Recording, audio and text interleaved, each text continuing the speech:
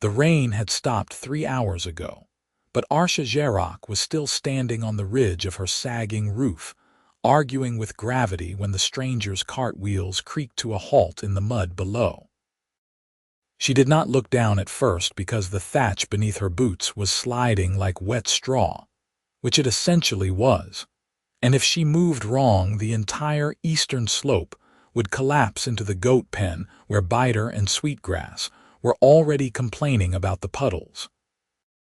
The storm had torn a hole the size of a butter churn right through the center, and now the whole structure listed like a drunk trying to find his bed. Arsha had climbed up with rope and a canvas tarp, thinking she could patch it long enough to last until spring when she could afford to hire someone from the village. But the wood underneath had gone soft with rot, and every nail she tried to hammer just sank into pulp. "Need a hand up there." The voice came from directly below, cheerful and entirely too confident for a man addressing a stranger, and Arsha finally looked down to see a human standing beside a weathered cart piled high with tools, lumber, coils of rope, and what looked like half a thatching reed bundle. He was tall in the way humans measured tall, which meant he still had to crane his neck to look up at her, and he wore the kind of practical canvas work clothes that said he made his living with his hands. His hair was brown and getting shaggy, his face was tanned from road work, and he was grinning up at her like they were old friends meeting at a market. "No," Arsha said flatly. "Move your cart. If this gives way, it will land on your horse." "That's a mule, and her name is Patience, which she has plenty of." He was already untying a ladder from the side of his cart, the long extension kind with leather hinges that let it fold. "Your whole southeast corner is about to go. You have got maybe 2 days before the next rain, and then you will be sleeping with the goats. I know what state my roof is in. I do not need commentary." "Sure, but you do need about 60 pounds of fresh thatch, 4 new support beams, and someone who knows how to weave a ridge seal that won't blow off in the first wind."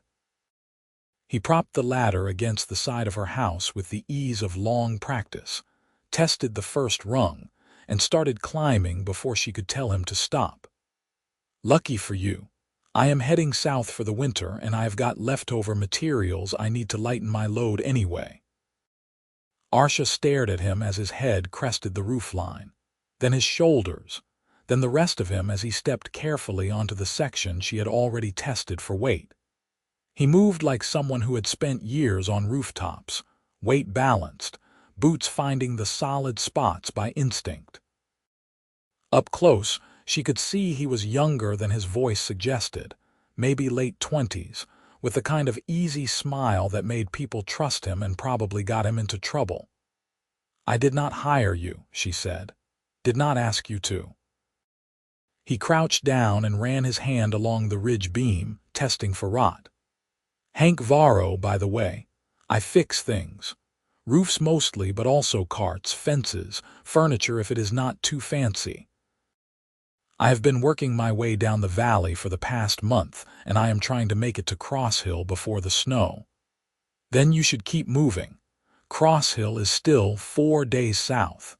4 days is plenty of time. This will take me maybe 2 if I work steady." He pulled a small knife from his belt and dug it into the ridge beam, frowning at how easily the blade sank in. 3 if I do it right. You have got a son, yeah, saw him peeking out the window. He is old enough to hand me tools, speed things up."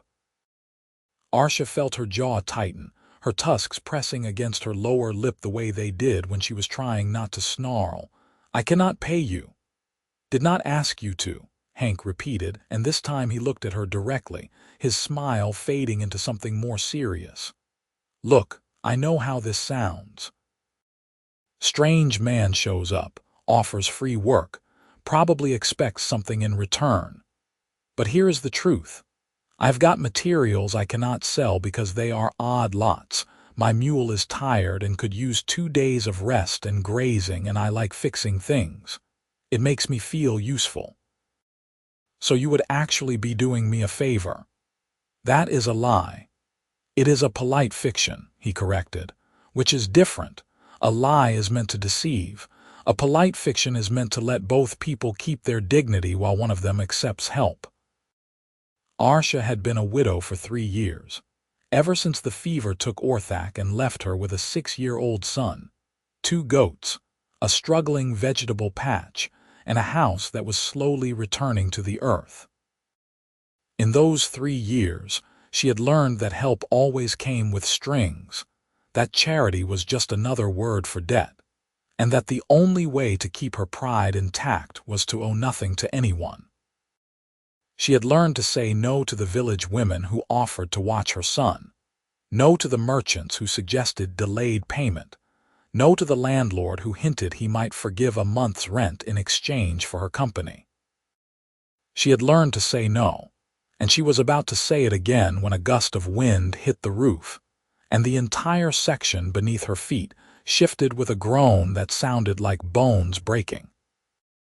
Hank's hand shot out and caught her wrist, steadying her, and for a moment they were both frozen there on the tilting thatch while the goats screamed below, and the house settled with a series of creaks that said very clearly that time had run out.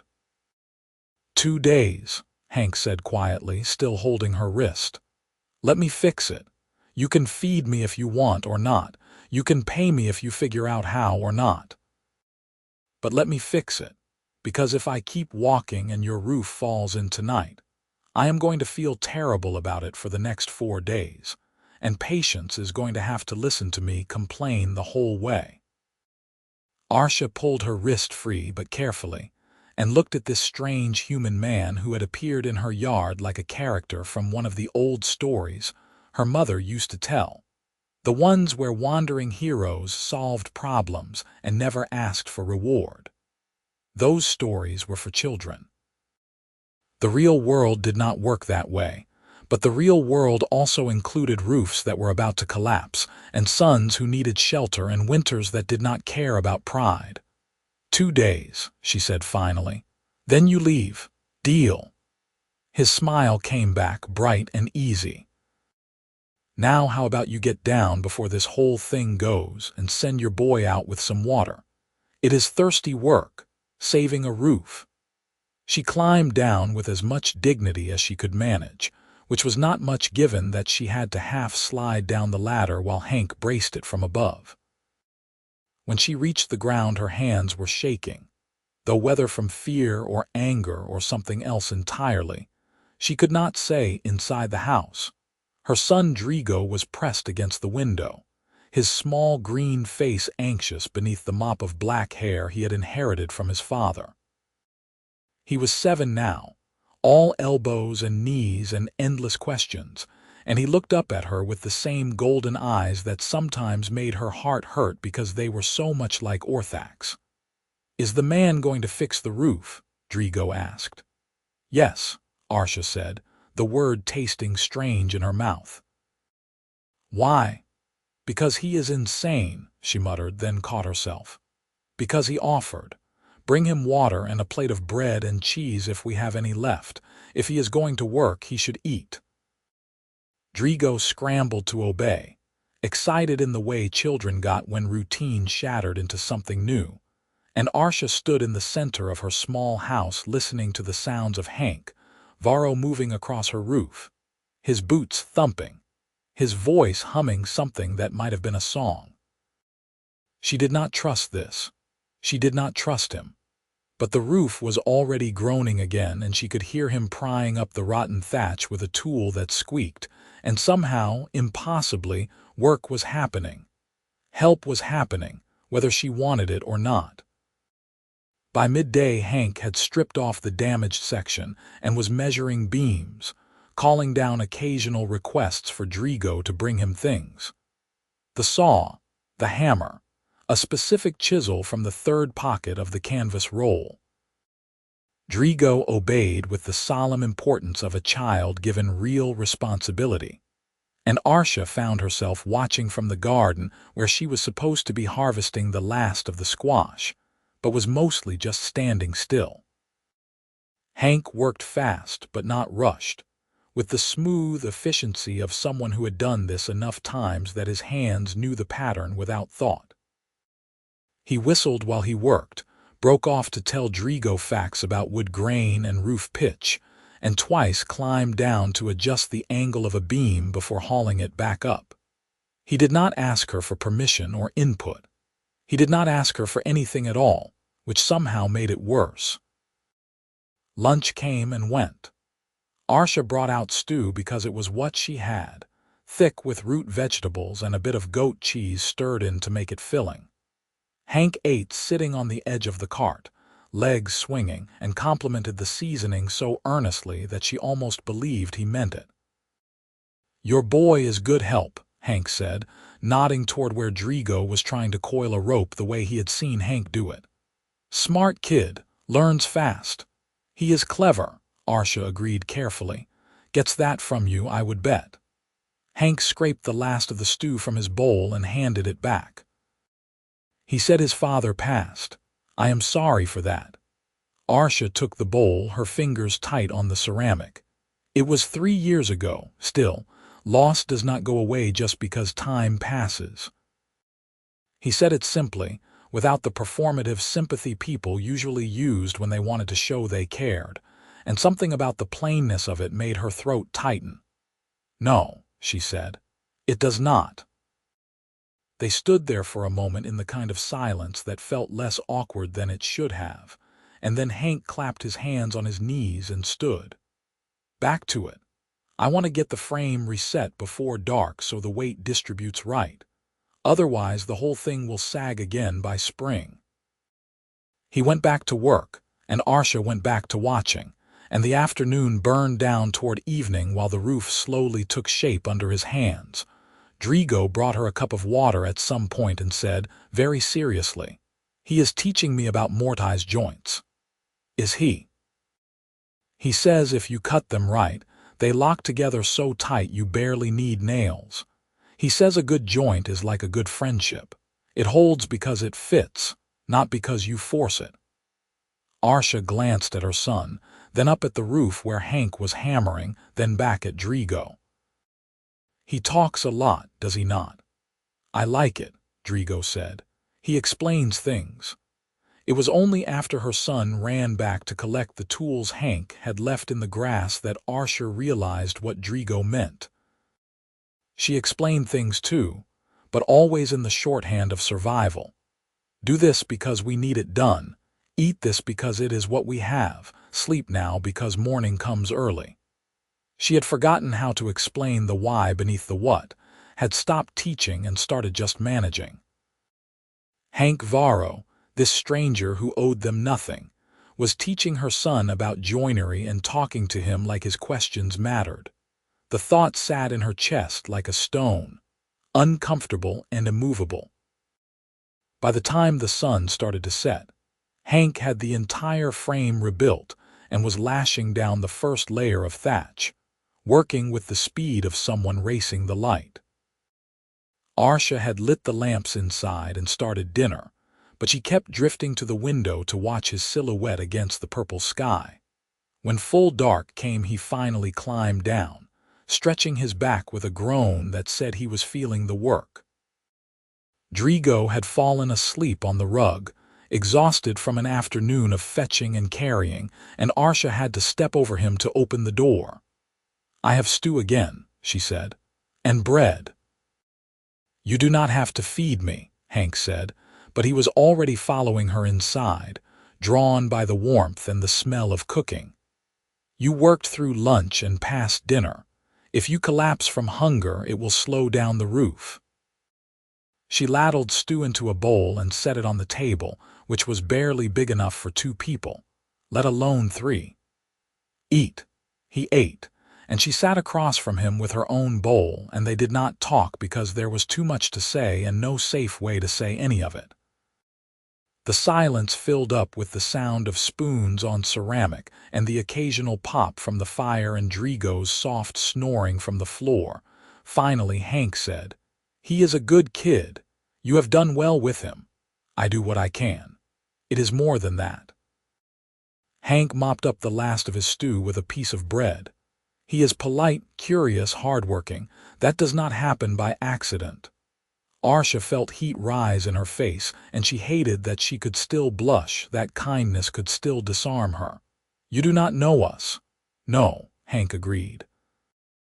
But I know work, and I know what it looks like when someone is holding a life together with both hands and sheer stubbornness. I recognize it because I have been there.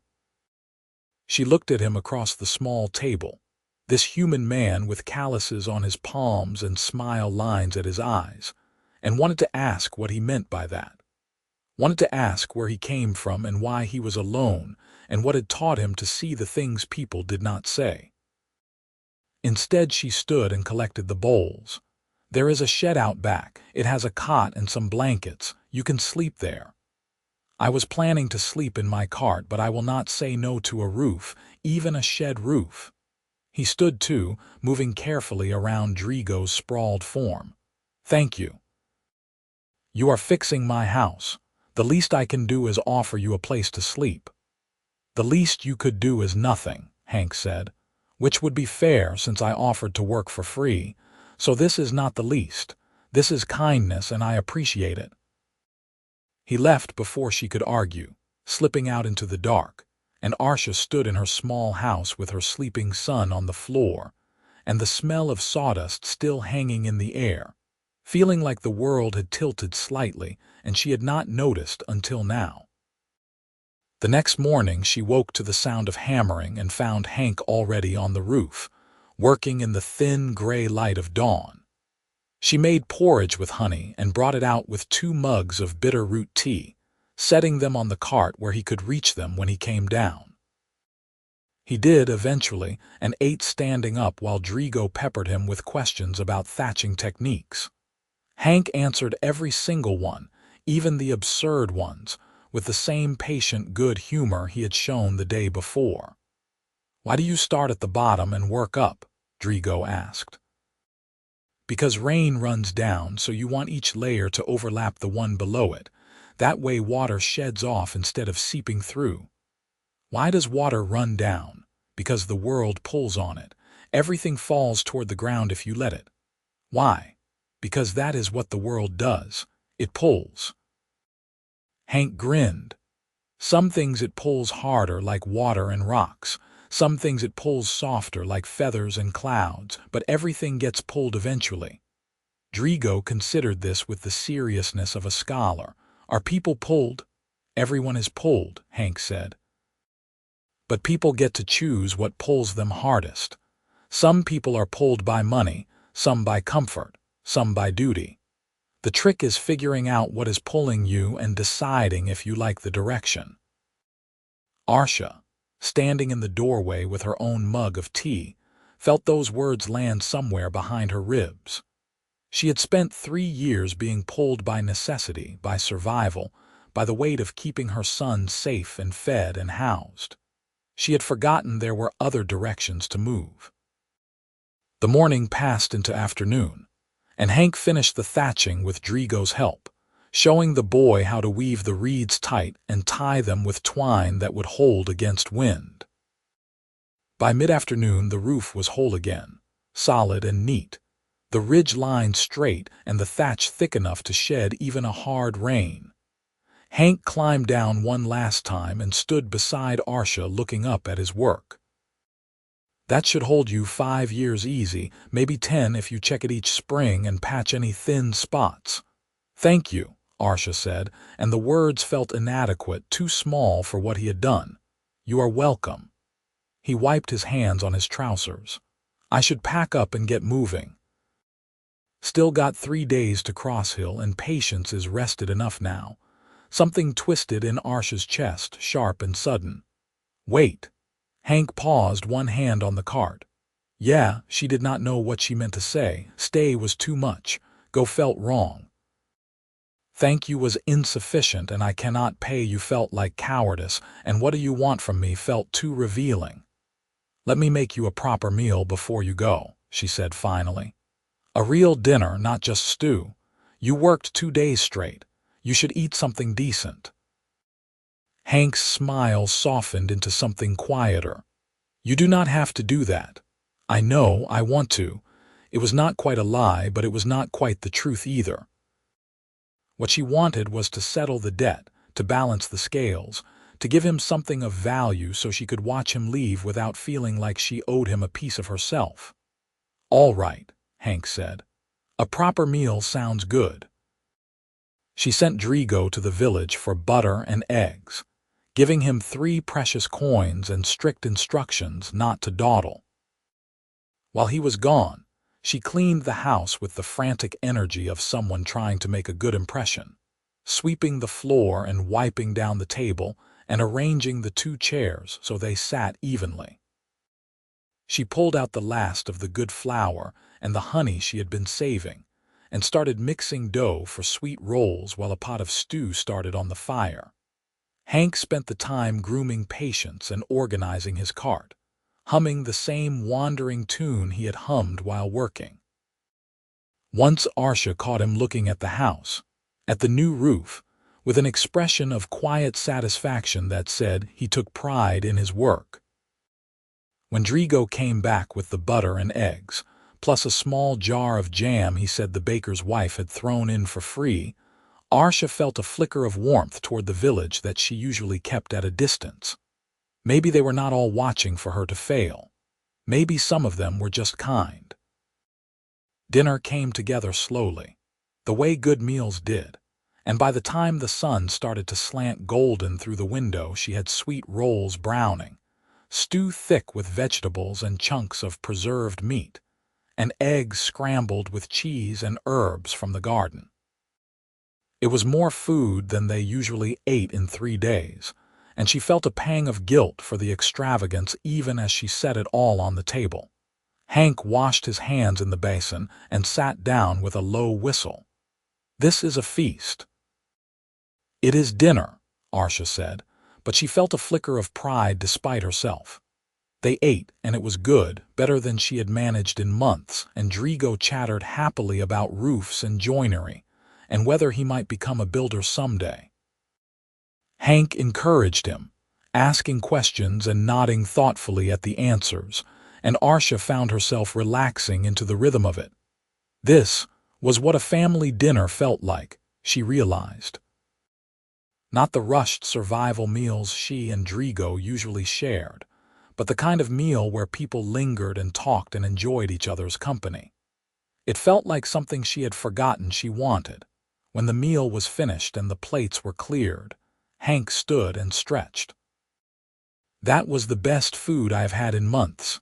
Thank you." "You are welcome," Arsha said, and this time the words felt more solid.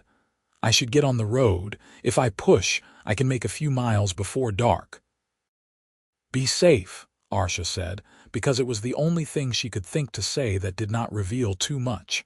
Hank smiled, that easy, warm smile that made him look younger. "Always am. Take care of that roof." "I will." He ruffled Drigo's hair, collected his hat from the peg by the door, and walked out into the evening light.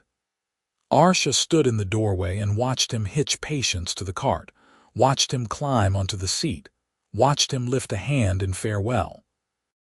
She lifted her hand in return, and then he was moving down the road, the cart creaking, the mule's hooves clopping soft on the packed earth.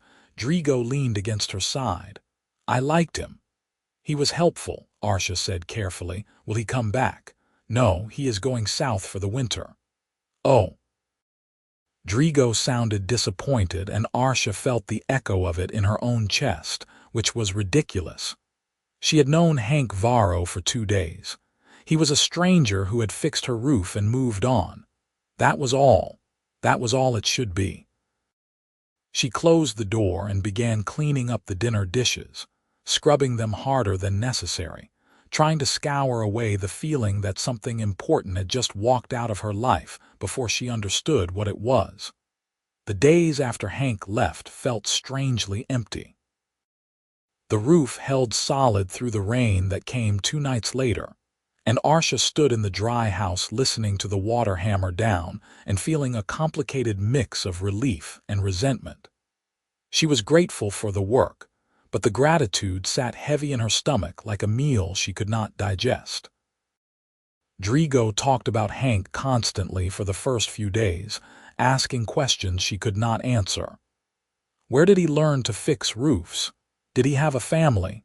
Would they ever see him again? Arsha deflected as best she could, but the questions wore on her because she had been wondering the same things and hated herself for it. A week passed, then two. The autumn deepened into the kind of cold that warned of winter coming fast, and Arsha spent her days harvesting the last of the garden, preserving what she could, and preparing for the lean months ahead. The roof held. The house stayed dry. Life continued in its predictable pattern of work and worry, and the small joys of watching Drigo grow. But something had shifted. Some part of her had woken up during those 2 days and refused to go back to sleep, and she found herself noticing things she had trained herself not to see. The way the house felt too quiet in the evenings. The way Drigo's questions sometimes went unanswered because she was too tired to explain. The way she had stopped thinking about anything beyond the next season, the next problem, the next meal.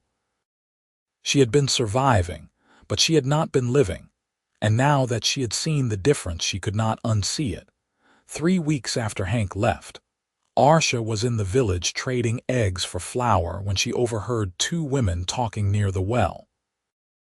"I heard he is still in the area," one of them said, "staying at the Miller farm, fixed their barn, and now he is working on their fences. The human fellow, the one who does odd jobs, that is the one. Maggie Miller says he is a hard worker, polite too, does not charge much." Arsha's hands tightened on her basket. She told herself it did not matter, that Hank's whereabouts were none of her concern, that she had no reason to care whether he was 3 miles away or 300. She traded her eggs, bought her flour, and walked home with her thoughts tangled into knots. That evening, after Drigo was asleep, she stood in the doorway of her house and looked south toward where the Miller farm lay beyond the hills. She thought about Hank's smile, his easy way of talking, the way he had made her son laugh. She thought about how he had refused payment, had called it a polite fiction, had fixed her roof and asked for nothing. She thought about debt and pride, and the difference between owing someone and wanting to see them again. The next morning she made a decision that felt both reckless and inevitable. She wrapped half a dozen sweet rolls in cloth, put on her good shawl, and told Drigo they were going for a walk. "Where are we going?" Drigo asked, excited by the break in routine. "To return a kindness," Arsha said, which was not quite a lie but not quite the truth either. The Miller farm was an hour's walk along the road, and by the time they arrived Arsha was regretting the impulse. What was she going to say? "Thank you again" seemed excessive. "I brought you food" felt presumptuous. "I wanted to see you" was too honest. But Drigo had already spotted Patience grazing in the field and was running ahead, calling out, "It is Hank's mule. Mother, he is here." Arsha followed more slowly, her heart doing something complicated in her chest, and rounded the barn to find Hank up on a ladder repairing the hinge on the loft door. He looked down at Drigo's shout, and his face split into that bright, warm smile. Drigo and Arsha. He climbed down quickly, wiping his hands on his trousers. "This is a surprise. Good surprise," he added quickly. "I mean, I am glad to see you. Is everything all right? The roof holding up?" "The roof is fine," Arsha said. "Perfect, actually. I came to bring you these." She held out the wrapped bundle. "As thanks, properly." Hank took the bundle and unwrapped it, his expression softening when he saw the sweet rolls. "You did not have to do this. I know." She met his eyes, willing herself not to look away, "But I wanted to." They stood there in the barnyard while Drigo ran off to investigate a pile of lumber, and the silence stretched into something warm and uncertain. "I am glad you came," Hank said finally. "I have been thinking about you, Both of you, he added quickly. Wondering how you were doing. We are well. Drigo still talks about you, does he? Hank's smile turned a little crooked. I talk about him too, and you told the Millers about the roof project. They seemed impressed. It was good work. It was easy work. You had most of it held together already. I just finished what you started. It was a generous lie, and Arsha felt warmth spread through her chest. Still, thank you. You are welcome. Again. He glanced toward the barn, then back at her. I am going to be here another week or so. The Millers have a lot of projects backed up, and they are paying in room and board plus a little extra. After that, I was thinking of staying in the valley for the winter instead of pushing on to Cross Hill. There is enough work here to keep me busy, and I like the area. Do you? I do. He said it simply, but his eyes were steady on hers, and Arsha felt the weight of what he was not saying. He was staying because of her, because of them. The realization should have terrified her, should have sent her running back to her safe, predictable life, where she owed nothing and risked nothing, and felt nothing more complicated than tired. But instead it felt like the ground solidifying under her feet, like something good and necessary clicking into place. If you need more work, she heard herself say, the fence around my garden is falling apart, and the goat pen could use reinforcing before winter. I could take a look, Hank said carefully. If you want. I want, Arsha said, and the admission felt like stepping off a cliff. Hank's smile came back, slow and genuine. Then I will come by, day after tomorrow maybe, once I finish up here. Day after tomorrow, Arsha agreed. She collected Drigo, who was full of questions about what Hank was building, and they walked back home through the cool autumn afternoon. Drigo chattered the whole way, but Arsha was quiet, turning over what had just happened and what it might mean. She had gone to return a kindness, but what she had actually done was open a door. And Hank, being Hank, had walked through it with that easy smile and that quiet certainty that somehow made everything feel possible. 2 days later, he showed up mid-morning with his tools and that same warm greeting, and Drigo ran out to meet him like he was a favorite uncle returning from a long trip. Hank spent the day working on the fence, showing Drigo how to dig post holes and set rails, and by evening the garden was surrounded by sturdy new boards that would keep the deer out through winter. Arsha fed him dinner, and this time when he left, she walked him to the road and watched until his cart disappeared around the bend. He came back 3 days later to fix the goat pen, then a week after that to repair the wobbly front step, then to patch a crack in the chimney, and to reinforce the shed roof, and to build a small storage box for firewood that would keep it dry through the snow. Each time he refused payment, and each time Arsha fed him or sent him home with bread or found some other way to balance the scales. It became a pattern, a rhythm, a dance of give and take that neither of them acknowledged but both understood. Weeks passed, and Hank became a fixture in their lives. He showed up every few days with a new project, always something small, always something she needed but had not asked for.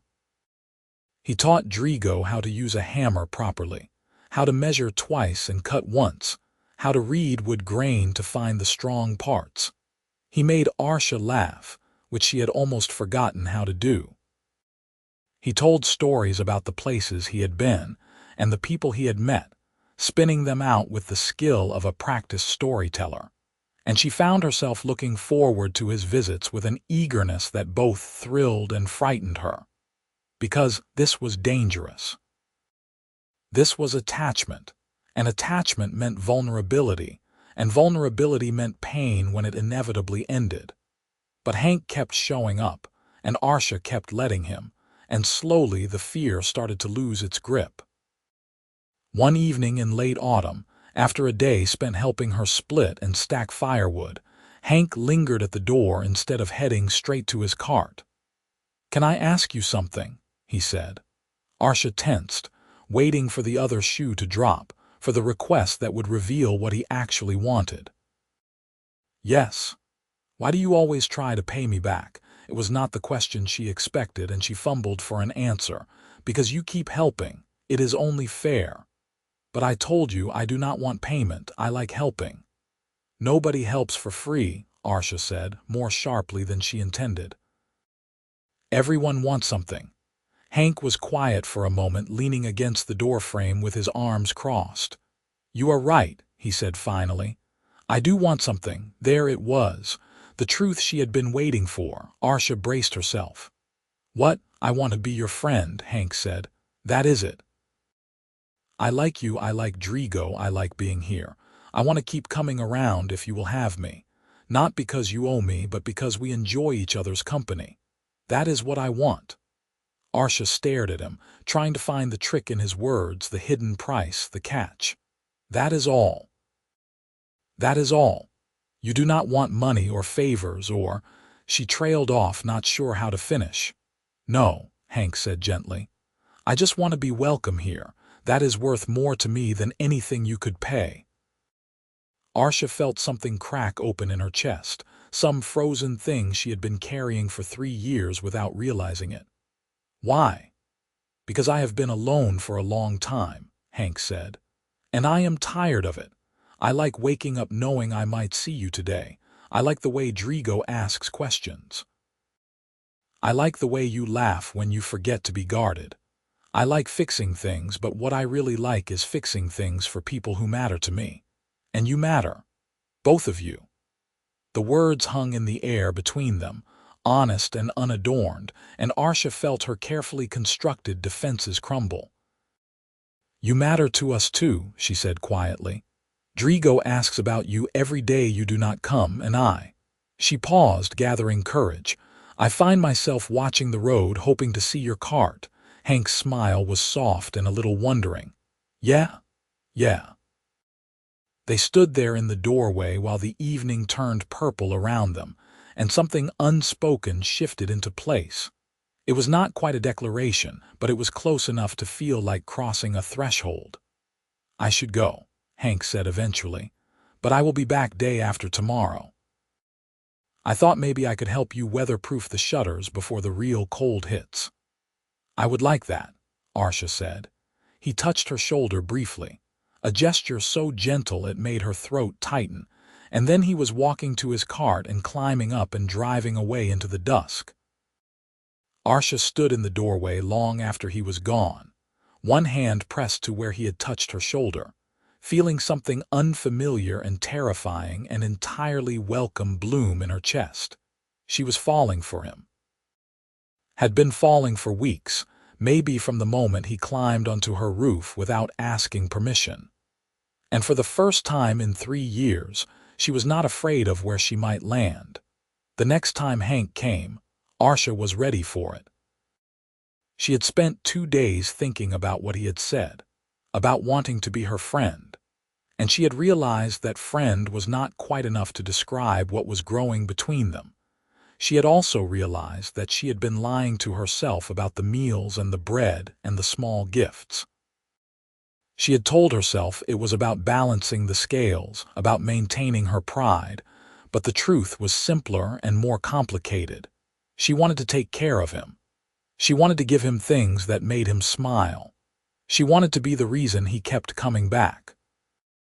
When he arrived to work on the shutters, she had sweet tea ready and fresh biscuits, and she made sure to brush her hair and wear her good dress instead of her work clothes. Hank noticed. She could tell by the way his eyes lingered, by the slight widening of his smile. You look nice, he said. Thank you, Arsha said, and felt heat rise in her cheeks. They worked through the morning, Hank on the ladder and Arsha handing him tools while Drigo practiced his letters at the table inside.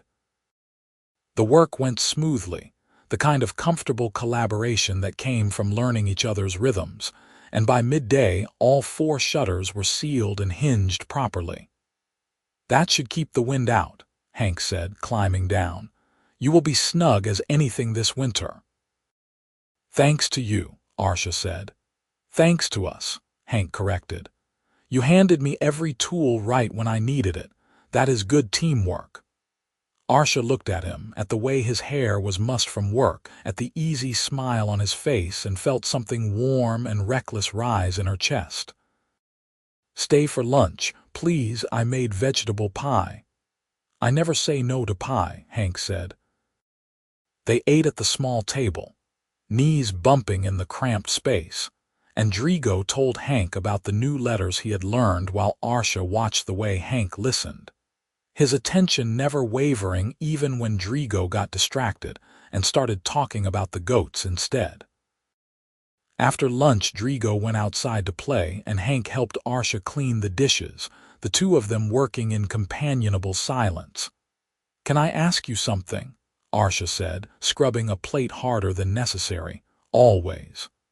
Why are you really staying in the valley? There is more work in the cities. Better pay. Hank dried a bowl slowly, considering. I spent 5 years in the city, he said finally. Good work, steady money, a room in a boarding house, but I was lonely every single day. I worked, I ate, I slept, and I never felt like I mattered to anyone. When my landlord raised the rent and I could not afford it anymore, I took it as a sign. Packed up, bought patience and a cart and started moving. Figured I would find a place that felt like home eventually. Have you? Arsha asked quietly. Hank set down the bowl and turned to face her. I think I might have, if you will let me stay. Arsha's heart was beating too fast, her hands wet and slippery with soap water.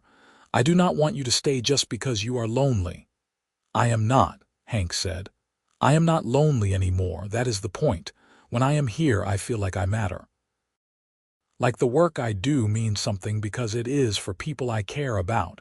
That is not loneliness. That is the opposite. What is the opposite of loneliness? Arsha asked, even though she thought she knew the answer. This, Hank said simply. Standing in a kitchen washing dishes with someone who makes you laugh, teaching a kid how to build things, eating pie at a table that is too small, mattering to someone and having them matter back. Arsha set down the plate she was holding, her hands shaking. You do matter, to me. More than I thought anyone could again. Hank's smile was soft and a little crooked. Good, because you matter to me too, and I am not going anywhere unless you tell me to. Do not go, Arsha said, and her voice cracked on the words. Please stay. Okay, Hank said, I will. They stood there in the kitchen with the late afternoon light slanting through the window, and Arsha felt like she had just stepped into a new version of her life, one where she was not alone, not just surviving, not just getting through each day, one where she was happy. Hank reached out and took her hand, his palm warm and calloused, and Arsha laced her fingers through his and held on. Outside, Drigo called for them to come see something, and they went together, still holding hands, and it felt like the most natural thing in the world. The weeks that followed were the best Arsha could remember in years. Hank moved his camp to the clearing near her property, close enough to visit daily but far enough to be proper, and he spent his days taking odd jobs in the valley and his evenings with Arsha and Drigo. He taught Drigo how to carve wood, how to mend rope, how to read the weather in the shape of the clouds. He helped Arsha with the heavy work she had been struggling to do alone, and he did it with cheerfulness that never felt performative. And slowly, carefully, they built something together. Not just friendship, though it was that. Something deeper and more complicated, something that felt like the mortise joints Hank had told Drigo about, two pieces that fit together so well they held without force. Arsha found herself smiling more, laughing more, relaxing into a version of herself she had almost forgotten existed. Hank brought out the lighter parts of her, the ones that liked jokes and playfulness and wasting time on things that were not strictly necessary. He also brought out the softer parts, the ones that wanted to be cared for, that wanted to lean on someone instead of standing alone. It was terrifying and exhilarating in equal measure.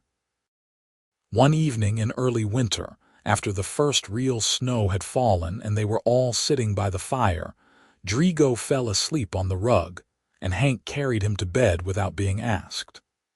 When he came back, he sat beside Arsha on the narrow bench, and she leaned into his shoulder without thinking. They sat like that for a long time, watching the fire burn down, not talking because words felt unnecessary. Finally, Hank said, "I need to tell you something." Arsha tensed. "What?" "I am in love with you," Hank said. "I have been for a while now, but I did not want to say anything until I was sure you felt the same. But I am sure now, and I do not want to keep pretending I am not. So there it is. I love you." Arsha's breath caught. She turned to look at him, at his earnest face lit by firelight, and felt her heart do something complicated and wonderful. "I love you too," she said. "I think I have since you climbed onto my roof without asking." Hank laughed, a soft, surprised sound. "That was a good day." "It was a terrifying day," Arsha corrected. "But yes, good." "Can I kiss you?" Hank asked. "Yes," Arsha said, and he did. It was gentle and careful and tasted like wood smoke and possibility, and when they pulled apart, Arsha was smiling so hard her face hurt. "I do not know what happens now," she admitted. "I have not done this in a long time." "Me either," Hank said. "But I figure we just keep doing what we have been doing, spending time together, taking care of each other, building something good. And eventually, if you want, maybe we make it official." "Official how?" Arsha asked, though her heart was already racing ahead. "Marriage, maybe, if you would have me. I know it is complicated, human and orc, and people might talk, but I do not care about that if you do not." "I care," Arsha said honestly, "but not enough to say no, not if it means being with you." "Then we will figure it out," Hank said. "Together." "Together," Arsha echoed, and the word felt like a promise. They sat by the fire until it burned to embers, and then Hank kissed her once more and went back to his camp. And Arsha went to bed feeling like the world had shifted into a new shape, one where she fit better than she ever had before. Winter settled over the valley in earnest, and Hank moved into the house. It happened gradually, naturally, without any formal discussion. One night it was too cold for him to walk back to his camp, so he slept on the floor by the fire. The next night he was there again. A week later his bedroll was a permanent fixture, and 2 weeks after that, Arsha cleared space in the cupboard for his things. Drigo was delighted to have Hank around all the time, and he started calling him Hank Father in a way that was not quite a title but not quite a name either. Hank did not correct him, just ruffled his hair and taught him new skills and tucked him in at night when Arsha was too tired. They fell into routines. Hank woke early to tend the fire and feed the goats. Arsha made breakfast while Drigo did his morning chores. They ate together, planned the day together, worked together, laughed together. It was domestic and ordinary and absolutely perfect, but not everyone in the valley was happy about it. The trouble started in midwinter when the snows were deep and travel was difficult. Arsha had gone to the village for supplies, and she was loading her sled when a man approached. He was thin and sharp-faced, dressed in the wool cloak of a village official, and his expression was cold. "You are Arsha Zharok," he said. It was not a question. "I am," Arsha said carefully. "I am Reeve Falden. I handle land disputes and tax collection for this region." He looked her over with obvious distaste. "I have been hearing rumors about you and a human man, a vagrant who has taken up residence on your property." "He is not a vagrant. His name is Hank Varro, and he is a skilled tradesman." "Is he?" Reeve Falden pulled out a ledger and made a show of consulting it. "I have no record of a Hank Varro owning property in this valley, which means he is squatting on land that is not his." "He is living with me," Arsha said, anger starting to simmer in her chest. "As my guest. Your guest." The Reeve's smile was thin and unpleasant. For how long? Weeks? Months? At what point does a guest become a squatter? He is not squatting. He is helping me maintain the property. Interesting. The Reeve made a note in his ledger. And are you paying him for this help? Arsha hesitated, sensing a trap. He works in trade. I provide food and shelter. So he is living on orc land, working orc land in exchange for room and board. Some might say he is trying to establish a claim. Some might say he is taking advantage of a widow who does not know better. That is not what is happening, Arsha said, her voice tight. Then what is happening? The Reeve leaned closer. Be very careful how you answer. Because if I think a human vagrant is trying to seize property that rightfully belongs to an orc citizen, I have the authority to remove him, forcibly, if necessary. Arsha felt cold that had nothing to do with the weather. He is not trying to seize anything. We are together. We are building a life. Together. The Reeve's expression twisted into something ugly. You mean you are betting him, an orc and a human? That is disgusting. That is none of your business, Arsha snapped. It is my business if it affects property rights and community standards. The Reeve straightened, closing his ledger with a snap. I will be inspecting your homestead within the week. If I find evidence that Mr. Varro is attempting to stake a claim on your land, I will remove him. And if you resist, I will investigate whether you are fit to maintain the property at all. Widows lose their claims all the time when they cannot manage a loan. He walked away before Arsha could respond, his boots crunching in the snow, and she stood there shaking with rage and fear. She finished loading the sled with numb hands and drove home through the gathering dusk, her mind racing. By the time she reached the house, she had worked herself into a panic. Hank was outside splitting wood, and he smiled when he saw her. The smile faded when he got a good look at her face. What happened? The Reeve, Arsha said. He says you are squatting. He says he is going to remove you and maybe take my land if I do not cooperate. Hank set down the axe, his expression darkening. Tell me everything. She did, recounting the conversation word for word, and by the end Hank was pacing, his jaw tight. He is lying, Hank said.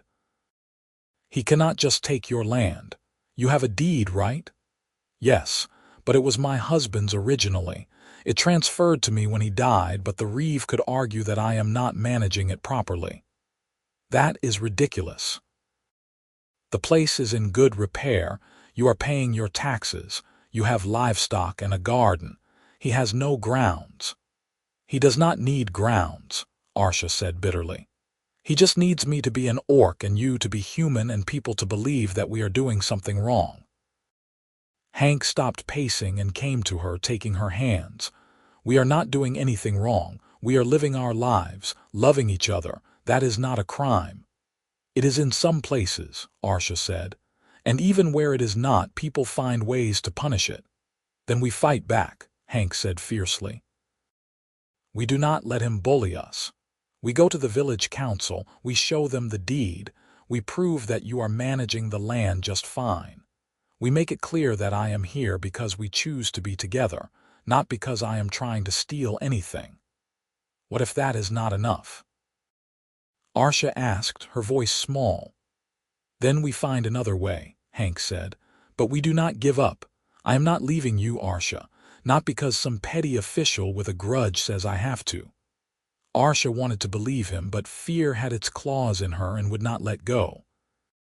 She had spent 3 years protecting what little she had, and now it was all at risk because she had been foolish enough to let herself be happy. The next few days were tense. Hank stayed close to the house, and they waited for the Reeve to show up for his inspection.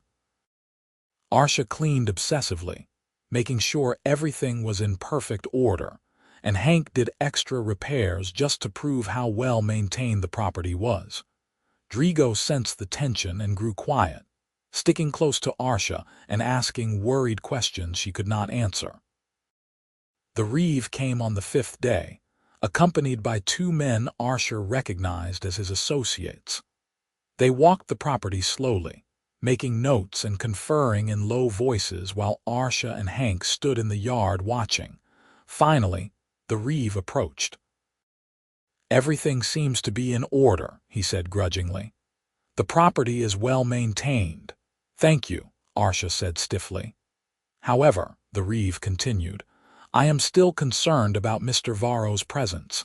Without a legal claim to the land, his residency here is questionable." "I have invited him to stay," Arsha said. "That is my right as the landholder." "True. But invitations can be exploited. I want documentation that Mr. Varro is not attempting to claim the property through residency or common law marriage." "Common law marriage is not recognized in this region," Hank said evenly. "Not yet," the Reeve said. "But laws change. I want protection in place now." "What kind of protection?" Arsha asked. "A formal statement, signed and witnessed, declaring that Mr. Varro has no claim to this land or any improvements made upon it. If he refuses to sign, I will take that as evidence of intent to seize the property." It was a trap, and they all knew it. If Hank signed, he would be formally declaring that he had no stake in the home he had been helping to build. If he refused, the Reeve would use it as justification to remove him. "I will sign," Hank said quietly. "No," Arsha said. "You have worked on this place. You have put time and effort into it. You should not have to give up any claim." "I do not care about the claim," Hank said. "I care about staying with you. If signing a piece of paper means I get to stay, I will sign." The Reeve smiled, thin and satisfied. "Good. I will have the document drawn up and bring it by in 3 days. Make sure you are both here to witness." He left, and Arsha stood in the yard feeling hollowed out. Hank pulled her into a hug and she buried her face in his shoulder and tried not to cry. "This is not fair," she said. "No," Hank agreed. "But it is not over. We will figure something out." But 3 days later, when the Reeve returned with the document, Arsha realized that signing was not going to be the end of it. The Reeve watched Hank sign with a satisfied smirk and then turned to Arsha. "One more thing," he said. "I have been asked to deliver a message. Several families in the village have expressed concern about your relationship with Mr. Varro. They feel it sets a bad example for the community." "A bad example of what?" Arsha demanded. "Love, partnership." "Impropriety," the Reeve said. "You are an unmarried woman living with an unmarried man. That is scandalous regardless of species. The village council has requested that you either formalize the relationship through marriage or ask Mr. Varro to leave." Arsha stared at him, fury and disbelief warring in her chest. "That is not the council's business." "It is when it affects community standards," the Reeve said. "You have 1 month to decide. After that, if you have not married or separated, I will begin proceedings to revoke your land claim on the grounds of moral unfitness." He left before Arsha could respond, and this time when Hank tried to hug her, she pulled away. "This is because of me," she said. "Because I let you stay. Because I was selfish." "You were not selfish," Hank said. "You were happy, we both were. That is not a crime." "It might as well be," Arsha said bitterly. "The Reeve is going to keep pushing until he finds a reason to take my land or drive you away, and I cannot fight him. I do not have the money or the influence or the connections. I am just an orc widow trying to survive, and he knows it." "Then we get married," Hank said. Arsha looked at him, her heart twisting. "You do not want to marry me because the Reeve is forcing you to." "I want to marry you because I love you," Hank said. "The Reeve is just giving me an excuse to ask sooner than I planned. So here it is, not romantic at all, but honest. Arsha Zharok, will you marry me? Not because we have to, but because I want to spend the rest of my life with you. Because I want to be Drigo's father officially. Because I want to build a life together that nobody can take away from us." Arsha felt tears sting her eyes. "Yes," she said. Yes, I will marry you.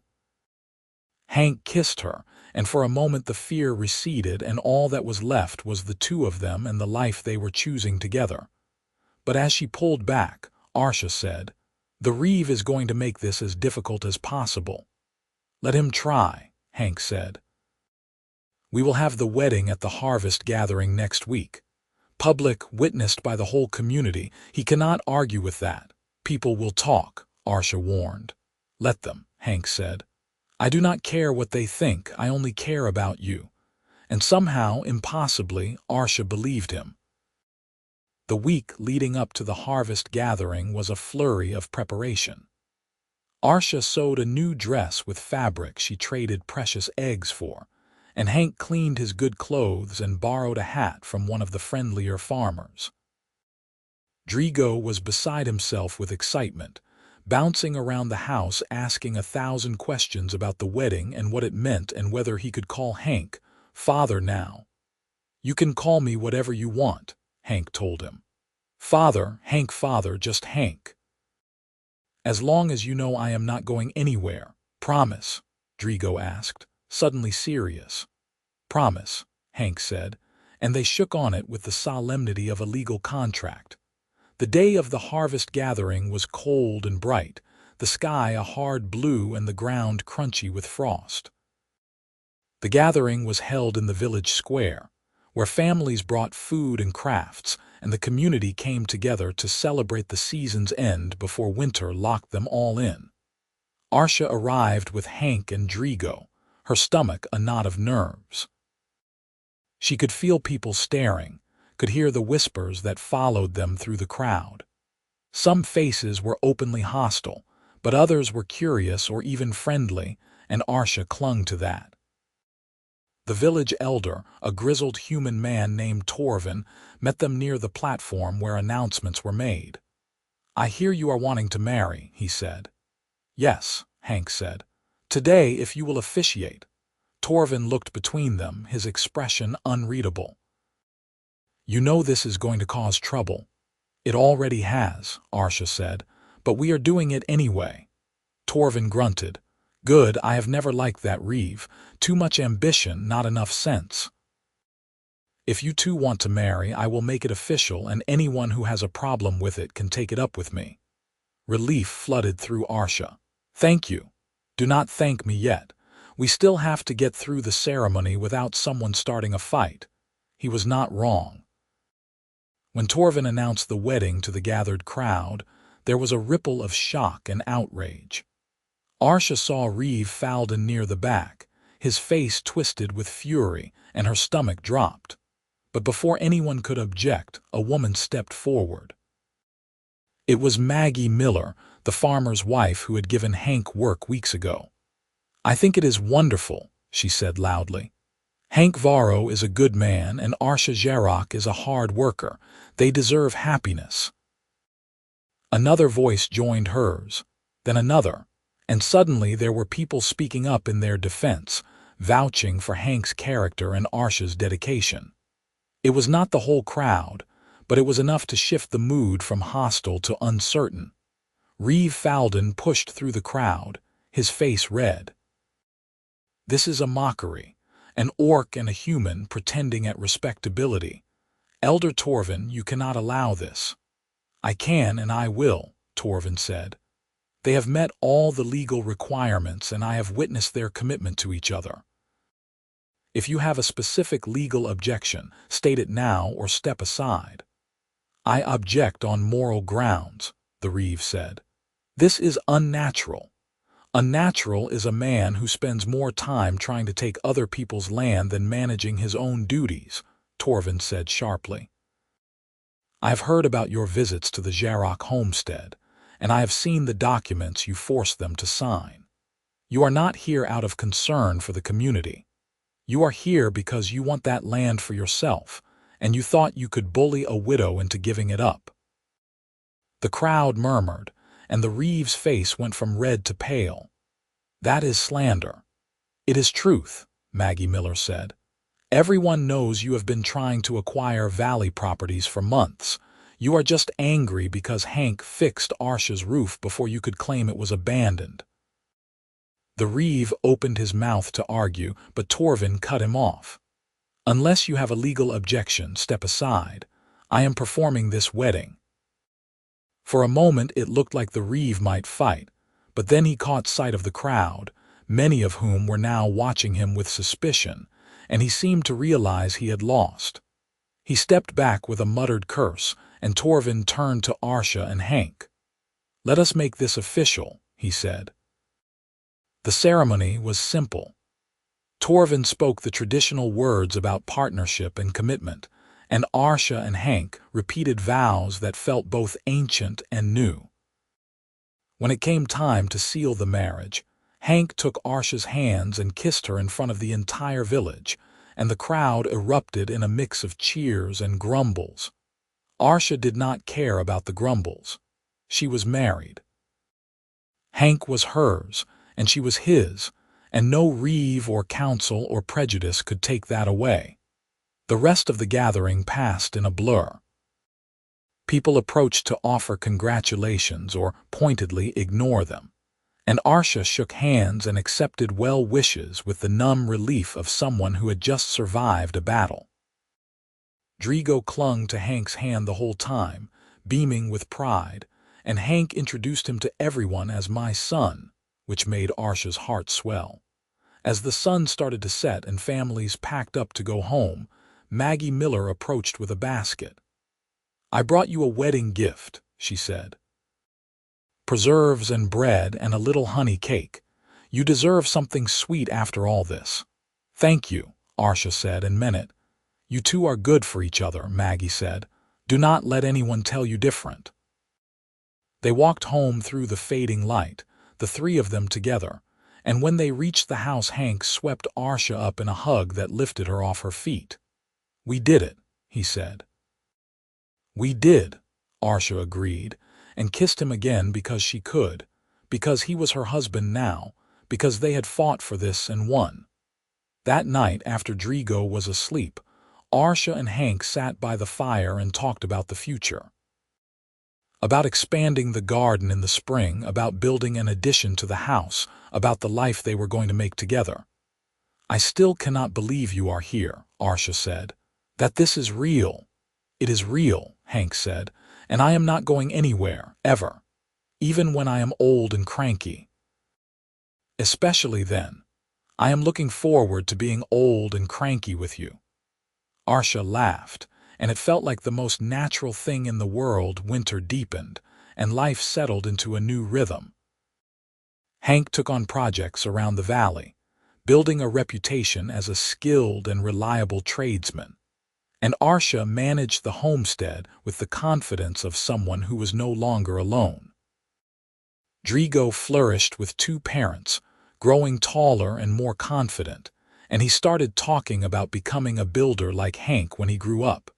Reeve Falden did not bother them again. Whether it was because Torvin had warned him off or because the community had turned against him, Arsha did not know and did not care. The threat was gone, and she could finally breathe. As spring approached, Hank and Arsha started planning for the future in earnest. They talked about crops and repairs and maybe, someday, adding to their family. One evening in early spring, with the snow melting and the first crocuses pushing up through the mud, Hank said, "I have been thinking." "About what?" Arsha asked. "About how I ended up here." "About the roof and the storm and the way everything fell into place," he smiled. "I told you I like fixing things, but the truth is you fixed me. I was lonely and aimless, and you gave me a reason to stay, a home, a family." "You fixed me too," Arsha said. "I was so focused on surviving that I forgot how to live. You reminded me." "Then I guess we are even," Hank said. "No," Arsha said, lacing her fingers through his. "We are not even, we are just right," and she believed it down to her bones. They had found each other by accident, had built something real out of kindness and stubbornness and love. And now they had the rest of their lives to keep building. The roof held through the spring rains, solid and strong. a testament to Hank's work. But more than that, it was a reminder of where they had started and how far they had come.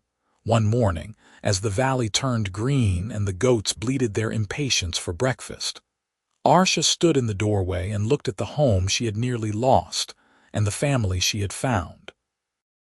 Hank came up behind her, wrapping his arms around her waist, and Drigo ran past chasing a butterfly, and Arsha thought that this, right here, was what happiness looked like, not perfect, not easy, but real and solid in hers.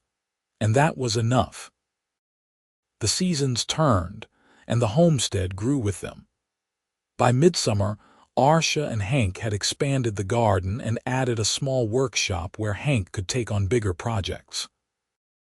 Drigo, now 8, spent his days learning carpentry and helping with the goats, and he had started teaching himself to read from the handful of books Hank had collected over the years. The valley slowly accepted their marriage, though it was never universal. Some families remained cold, crossing the street when they saw Arsha in the village, muttering about propriety and tradition. But others warmed to them, drawn by Hank's easy charm and Arsha's steady competence. The Millers became close friends, as did a few other families who valued work and character over prejudice. One evening in late summer, after a long day of harvesting, Arsha realized she had been feeling off for weeks. A persistent queasiness in the mornings, a strange tiredness that did not match her workload, and a tenderness that made her wonder. She waited until Drigo was asleep and then told Hank her suspicion. His face went through a series of expressions: shock, joy, fear, and then a grin so wide it made her laugh. "Really?" he said. "Are you sure?" "Not completely, but I think so." "We are going to have a baby," Hank said, his voice full of wonder. "Drigo is going to be a big brother." "If I am right," Arsha cautioned, "it is too early to be certain." But 2 weeks later, when the village healer confirmed it, the news became real. Arsha was pregnant, due in late winter or early spring. Drigo was ecstatic when they told him, already making plans to teach his little sibling everything he knew. Hank was a constant presence, fussing over Arsha and making sure she did not overwork herself, which drove her slightly mad but also made her love him more. The pregnancy progressed smoothly. Arsha's belly grew, and Hank built a cradle in the workshop, carving intricate patterns into the wood while Drigo watched and offered suggestions. The valley prepared for winter, and the homestead was snug and ready, stocked with food and firewood, and everything they would need to weather the cold months. In midwinter, on a night when the snow fell soft and steady outside, Arsha went into labor. Hank stayed with her through it all, holding her hand and talking her through the pain with the same steady calm he brought to everything. The healer arrived and took charge, and by dawn, Arsha was holding a tiny baby boy with green skin and Hank's brown eyes. "He is perfect," Hank said, his voice choked with emotion. "He is," Arsha agreed. "What should we name him?" They had discussed names for weeks, debating options and rejecting anything that did not feel right. Finally, Hank said, "What about William? It was my father's name." Arsha looked at the baby, at his tiny fists and scrunched face, and nodded. "William Varro. I like it." Drigo met his brother that afternoon and was immediately smitten, holding him with exaggerated care and whispering promises to protect him forever. The winter passed in a haze of sleepless nights and endless feedings, but also moments of perfect joy. William was a quiet baby, content to sleep in his cradle or be passed between his parents, and he seemed to recognize Hank's voice almost from the start. By the time spring arrived and the snow began to melt, the homestead felt fuller than it ever had. 4 people now, a real family, and the love that filled the small house was almost tangible. One evening, as Arsha nursed William and Drigo practiced his letters at the table, Hank looked around and said, We did good. We did, Arsha agreed. I mean it, Hank said. A year and a half ago I was alone on a road with a cart full of tools and no idea where I was going. Now I have a wife, 2 sons, a home, and a life I actually want to live. That is more than good. That is a miracle. Arsha smiled, exhaustion and contentment mixing into something warm. You fixed my roof. You fixed everything else, Hank said. I did not do anything, Arsha protested. You showed up and helped and stayed. You let me, Hank said. That was the hard part, letting someone in. Trusting me when you had every reason not to. That took more courage than anything I did. Arsha thought about that. About the fear she had felt the first time she saw Hank climbing onto her roof. About the way she had tried to pay him back, to keep the scales balanced, to protect herself from the vulnerability of needing someone. She thought about how he had refused to let her push him away, had insisted on staying, on mattering, on being part of her life even when it was hard. I am glad I let you in, she said. Me too, Hank said. They sat in comfortable silence, the fire crackling and the baby making soft sounds, and Arsha felt a peace she had not known was possible. The years that followed were not without challenges. There were hard winters and failed crops, illnesses and injuries, arguments and misunderstandings. But through it all, Arsha and Hank held steady, their partnership deepening into something unshakable. Drigo grew into a teenager, tall and thoughtful, with a talent for building that rivaled Hank's. William toddled after his brother, chattering endlessly and getting into everything, and the house was never quiet. 2 years after William was born, Arsha found herself pregnant again, and this time the baby was a girl. They named her Tessa, and she had Arsha's golden eyes and Hank's stubborn streak. The homestead expanded to accommodate the growing family. Hank and Drigo built an addition with 2 new bedrooms, and Arsha planted a larger garden to feed everyone. The goats multiplied, and they added chickens and a cow, and the work was endless but satisfying. The valley continued to change around them. Reeve Falden was eventually removed from his position after a scandal involving embezzled taxes, and a new Reeve took over who was fair and reasonable. The prejudice against orc-human relationships did not disappear, but it softened as people saw Arsha and Hank's marriage endure, saw their children thrive, saw the life they built together.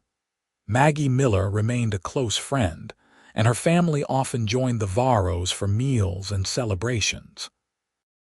Other families followed, slowly weaving the Varros into the fabric of the community.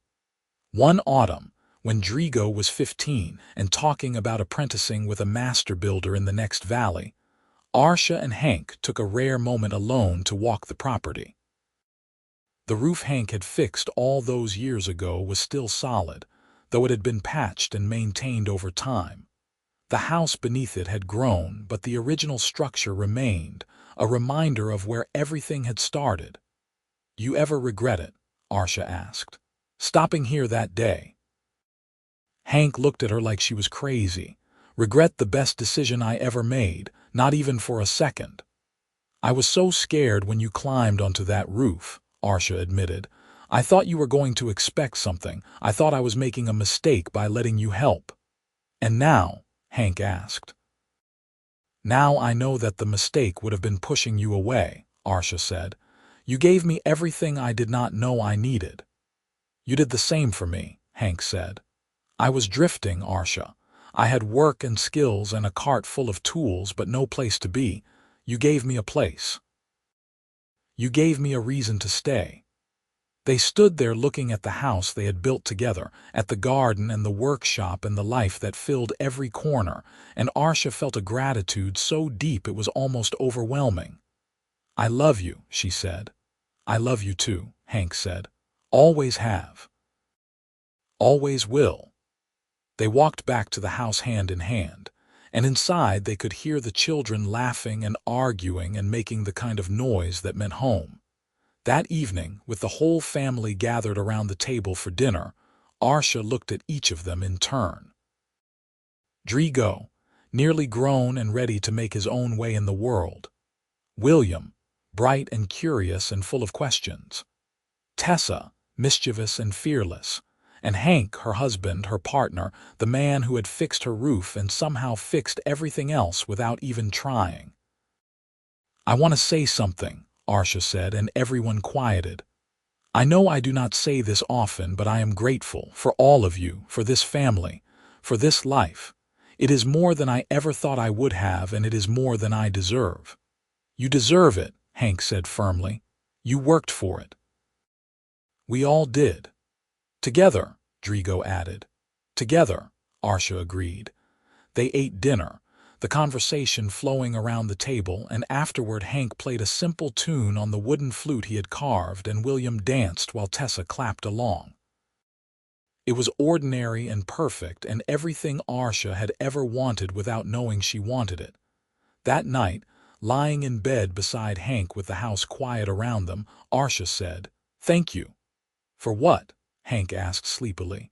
"For stopping, for climbing onto my roof, for refusing to leave. For fixing my loneliness without asking." Hank rolled over to face her, his hand finding hers in the dark. "You fixed mine too, fair trade." "More than fair," Arsha said.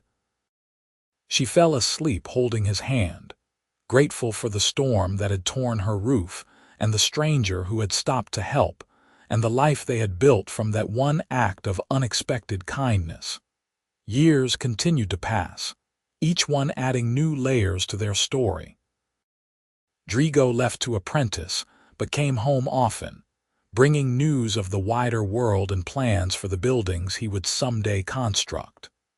William started helping Hank in the workshop, showing the same aptitude for working with his hands. Tessa proved to have her mother's head for managing the homestead, keeping track of supplies and planning with a precision that made Arsha proud. The homestead became a gathering place for the community. Hank's reputation as a skilled tradesman brought people from across the valley, and Arsha's hospitality made them feel welcome. They hosted harvest dinners and winter celebrations, and slowly the lines between orc and human, between us and them, began to blur. One spring, when the valley was in full bloom and the air smelled like growing things, Arsha realized she was happier than she had ever imagined possible. The girl who had stood on a collapsing roof, arguing with gravity, felt like a different person, someone from another life, but she was not. She was still Arsha Zharok, now Arsha Varro, and she had simply learned that letting people in was not weakness. It was strength. Hank found her in the garden that afternoon, standing among the rows of vegetables with dirt on her hands and a smile on her face. "What are you thinking about?" he asked. "How far we have come," Arsha said. "How much has changed." "Good changes," Hank said. "The best changes," Arsha agreed. He kissed her there in the garden, gentle and familiar, and Arsha thought that this was what love looked like after years of building it. Not the wild intensity of new romance, but the steady warmth of partnership, the comfort of knowing someone completely and being known in return. They walked back to the house together, and from the window Arsha could see William and Tessa playing in the yard, their laughter carrying on the breeze. This was her life now, full and complicated and beautiful and hers, and it had all started with a broken roof and a stranger who stopped to help. Arsha had learned many things in the years since that storm. She had learned that help did not always come with strings, that kindness could be freely given, that love could grow in unexpected places. But most of all, she had learned that sometimes the bravest thing you could do was let someone fix your roof, and trust that they might fix your loneliness too, without you ever having to ask.